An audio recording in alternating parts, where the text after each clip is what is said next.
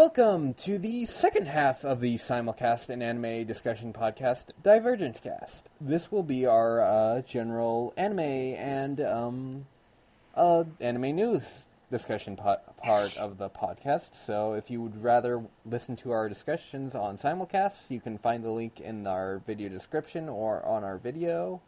And yeah, so you can, if you're looking for that, you can go on to that. But, as always, I'm one of your hosts, JJ. I'm joined by my fellow co-host, Alex. Hello again. And our guest host this week, Justin. Hey. Yep, and as always, there will be annotations in the video description should you wish to jump around. As I said before, this will be the general anime discussion podcast, so we will just be talking about random anime, so you might just look into the description just to see what we talk about in case there's something you want to avoid or something you really want to hear our opinions on. But yeah, so I guess starting off, we will go on to anything Alex has been doing in his week and any shows he's been watching. Well, I've been playing games and whatnot lately. Like I said, I went on a diet, but more central to our podcast is I actually started watching and finished not that long ago a series called Sayonara, Zetsubou Sensei. And it's pretty much it's pretty much dark comedy with bits of parody and referential humor. And it actually starts out with the teacher, because it focuses on a teacher named I can't remember. I'm trying to remember his name. But either way, pretty much starts out with him trying to hang himself, because it's sort of his gag in the show, is that he's always despairing about something. And that it's also a reason why in English the name it means goodbye, Mr. Despair. Because what happens is that his name written together spells out in like a kanji, I think it is, Mr. Despair. And so that's pretty much, like I said, that's pretty much his gag. He's always despairing about something. And it has like a bunch of characters that there's a lot of like female characters, some boy characters. All of them, I think, have names that pretty much reference their character, how they are on the show. Like, for example, there's a girl named Kiri Komori, and she's pretty much a hikikomori. And it's a pretty funny show. I will say that especially like the second and third season had I've watched shows that are more heavily referential of Japanese culture, and it's pretty much amongst them. So there was some stuff I didn't understand, some references I didn't understand. But I did pretty much enjoy the absurdity of it. And it also has besides maybe a few, it has a really good opening and closing, or it has like a lot of good openings and closings, and all that. And just to cement a little, just to stop you from getting interested in a JJ, it's from Shaft. So I you actually remember trying an episode once and then just sort of being turned off in the first couple of minutes. It's always Shaft with you. It's always Shaft.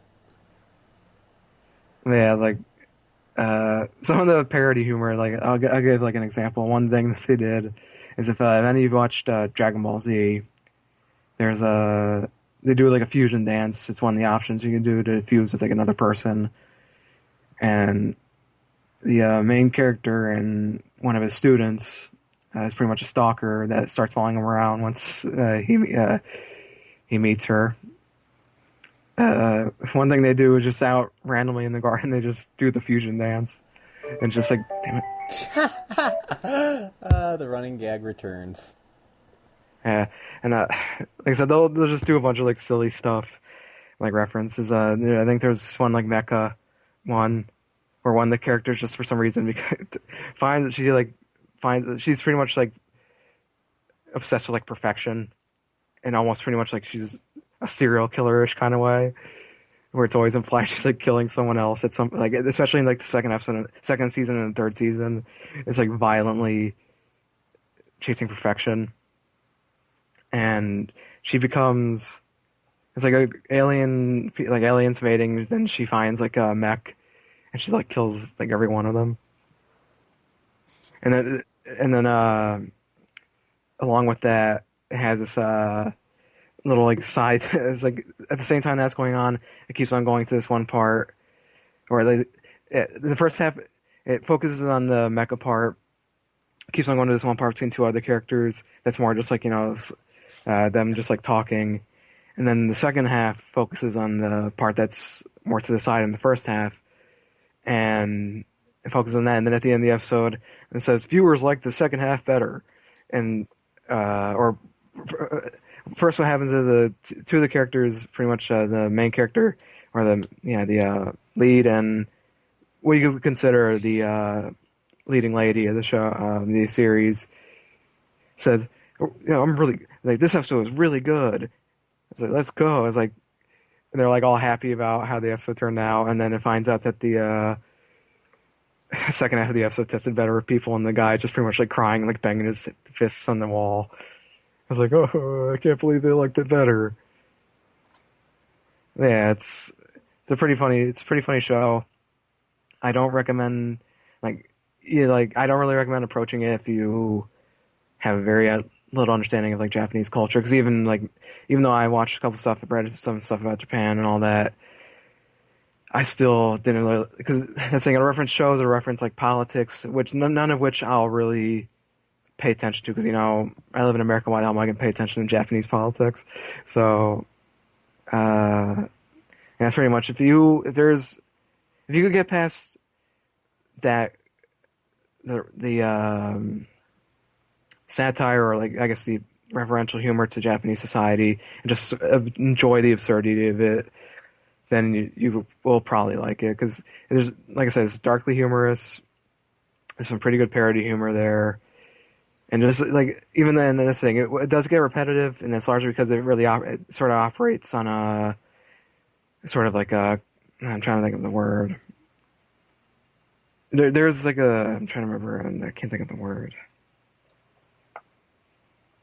Either way, it operates in a certain way that it will get repetitive to some, but I think if you can dig just weird humor, or just absurd, or just dark humor, you should be able to watch the show.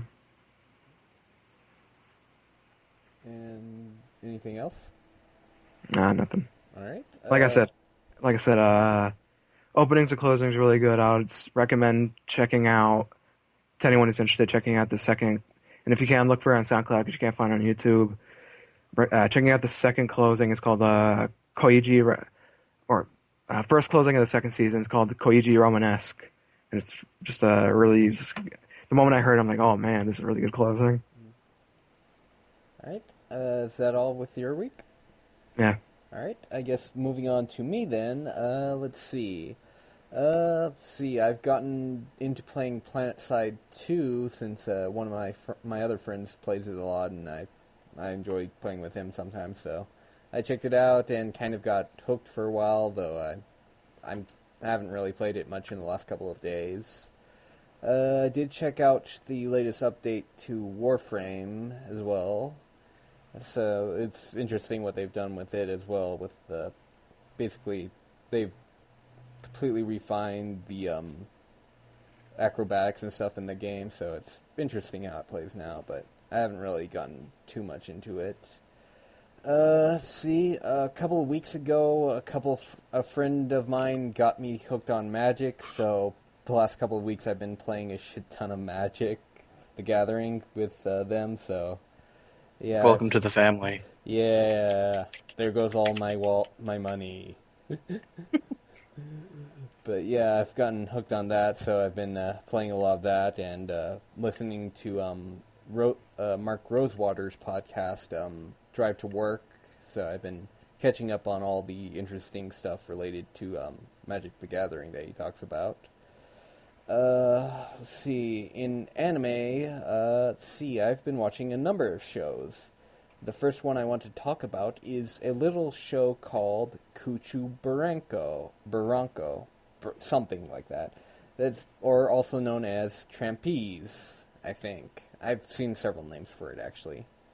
So this is Kuuchuu Buranko is kind of a more stranger show I've seen. One of the more stranger shows I've seen. Like, it's actually got a pretty low rating in most places, but at the same time, it's got a lot of sort of cult fans of it, because I can sort of understand why people rate it low, because here's the thing with it, it's really strange, just everything about it is really strange, and the art style, it sort of really mixes in a lot of live action stuff, like, yeah, the characters are animated, but occasionally their faces will switch over to a live action actor, sort of, and they'll have, like, different live action expressions and stuff.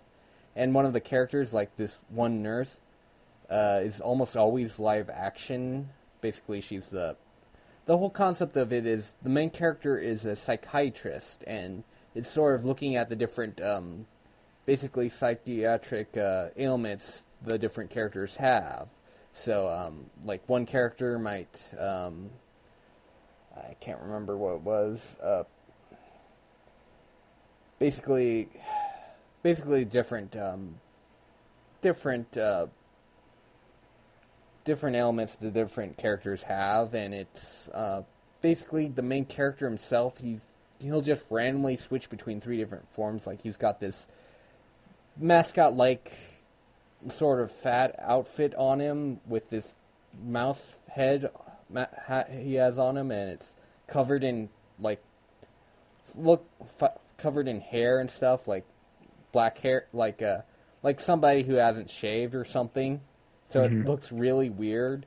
And then he'll occasionally switch to like a kid form where it's just him as a kid with like a doll, and then he'll then switch to like like a young adult kind of form, sort of.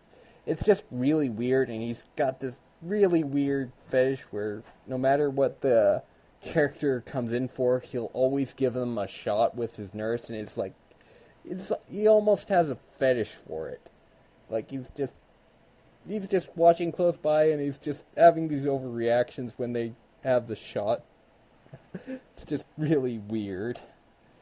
But yeah, it's interesting of a series. Like, it's really fun to watch, and a lot of the characters are really fun, and it's just really funny too, just the way they do the humor of some of the stuff, while also actually looking at the different psychoses and stuff.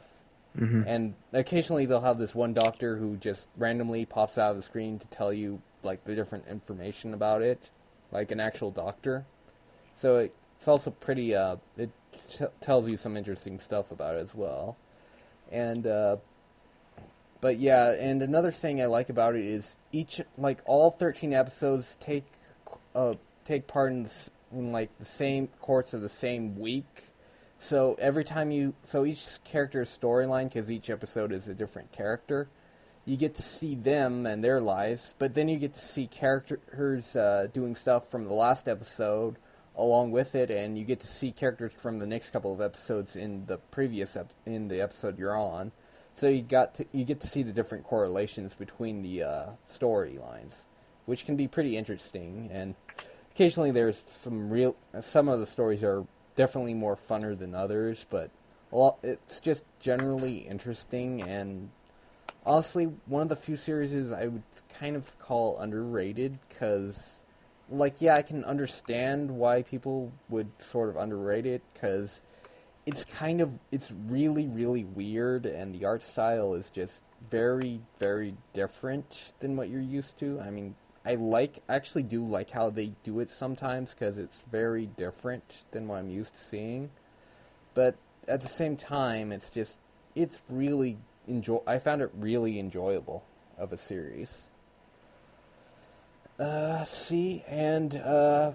shows I've been watching, I checked out the first couple of episodes of a series called Otogi Zoshi, which is sort of it's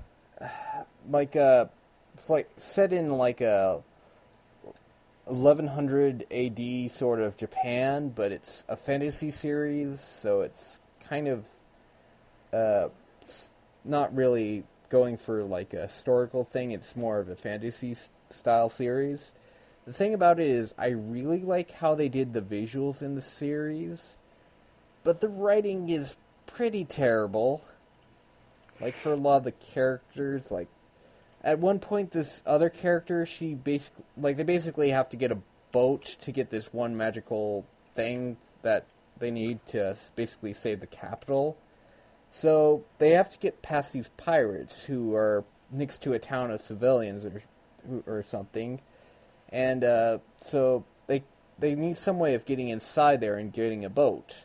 Well, this one character, she's basically like, let me handle it. And the other characters, like, at this point you've sort of known the other characters a bit, so you're more used to them, but this is a new character that they just introduced. And the main character, she's like, okay, I'll leave it up to you. And it's like, yeah, let's trust her. And basically what she does is, she basically poisons the whole pirate town. But the thing is, the pirate town had, like, some of the civilians captured, so the civilians sort of died along with them. So at first, the main character is like, she's basically angry and stuff. But then the other characters are like, hey, you were the one who trusted her, so you're partially to blame. So after that, she's like, okay. And she just, like, she was so angry before, and now she's like, okay. I mean, it had a lot of moments like that. It's just not matching up. And a lot of stuff feels kind of rushed as well at some points. So I'm not sure if I'm going to be continuing it. I mean, the one thing I do really like about it is how visually they make it. Like, it's got a very dark, noirish kind of feel to the visuals. Like, no matter the scene, it's almost always dark, very dark, and sometimes it's colored. Like, the background is like all blue, and the characters are the only thing that are normal colored. Like, even during the daytime, they tend to do a lot of heavy shading, so it's kind of got a oppressive feel to it visually, but the actual writing is kind of pretty weak. So I'm not sure if I'm going to be keeping up with it eventually or not. Okay, and the next thing I've been watching this week is a show I started 2 days ago and finished about half of it. Is a show called Lovely Complex, or Lovecom for short.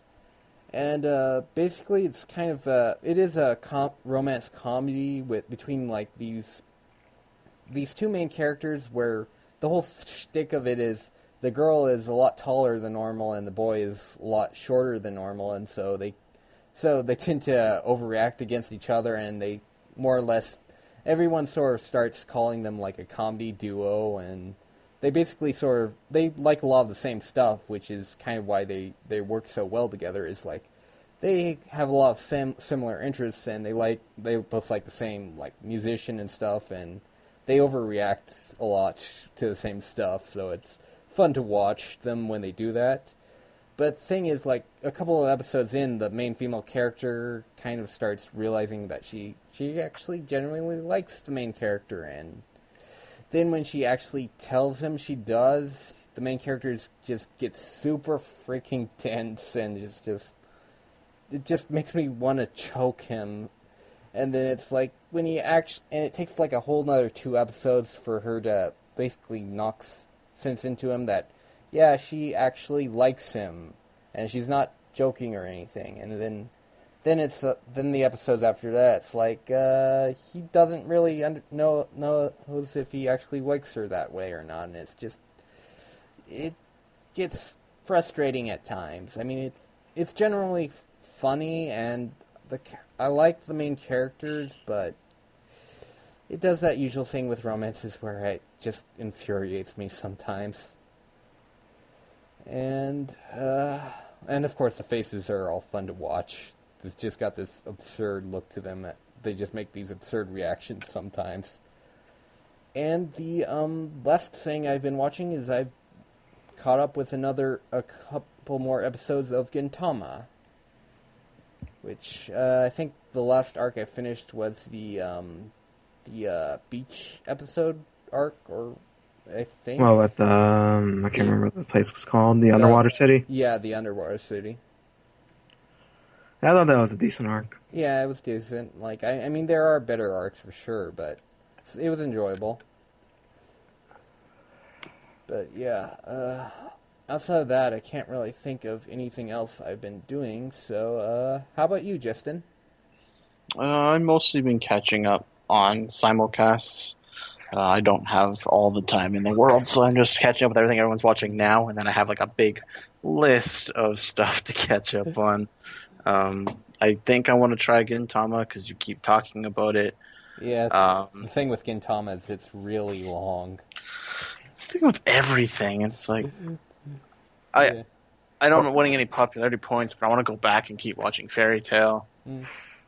Use this as a comparison, whereas Gintama was like 300 episodes, something like One Piece is approaching like Yeah, 700. 700. I'm not going anywhere near One Piece. That's gone. Yeah. I'm done. Honestly, if you're ever gonna approach One Piece at all, read the manga. It's one a lot. There may be approaching 800 chapters now, but it's shorter to read that than it is to watch it. So Oh, for sure. Yeah. yeah, it's probably one of my favorite series. So Yeah, I mean, One Piece, it looks like something I might like, but 700 episodes is kind of a turn-off. Like, it's already taken me a long time to get through Gintama, so...